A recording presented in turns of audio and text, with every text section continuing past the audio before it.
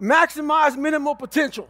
That's exactly who this guy is up here. I was born in Buffalo, New York. My dad was a very abusive man. Didn't care about anything but himself. So what happens is when you grow up in a toxic environment, you grow up with having limited horizons. My dad was a very stressed out person, insecure person. So what he did was he picked on the weak. And the weak was my mom, myself, and my brother. So growing up, several beatdowns. I don't have much time, but I'm gonna explain to you one beatdown that I had that kind of changed everything for my mom. So my mom would get beat alongside me and my brother.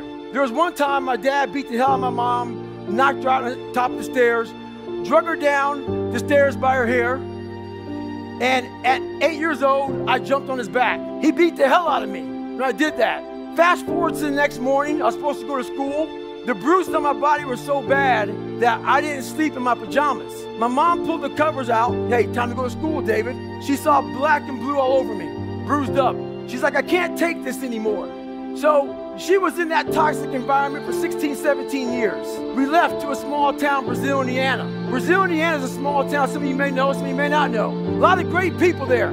But the Klan at the time was about 12 miles from where I lived in Brazil, Indiana. So in 1994, we had the KKK marching our 4th of July parade. When I was going to high school, they spray painted "nigger, we're gonna kill you" on my car. I had a very toxic life growing up. So with that, I never went to school. I hated school, didn't go to school. So if you don't go to school, you're not gonna learn much. But I became very crafty at a young age.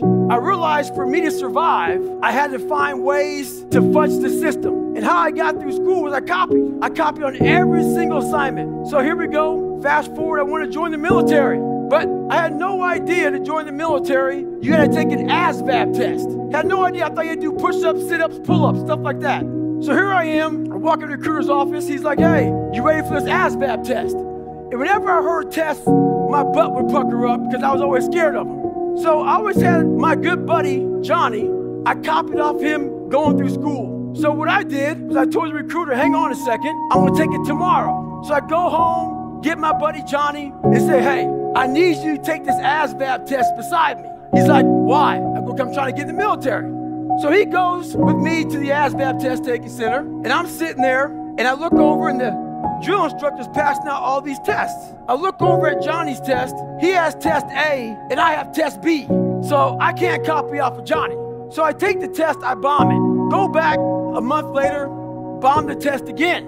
So now, in this whole process, I realized one thing. I'm not gonna be able to cheat to get through this test. I'm gonna have to now find something more in myself. Cheating's not gonna do it. So my mom got me several tutors when I was growing up. None of them worked. This is the funny thing about when you change your mindset, when you truly wanna do something. So I wanted to go in the military. She got me one more tutor. I had a tutor for 6 months, got back, passed the ASVAB test.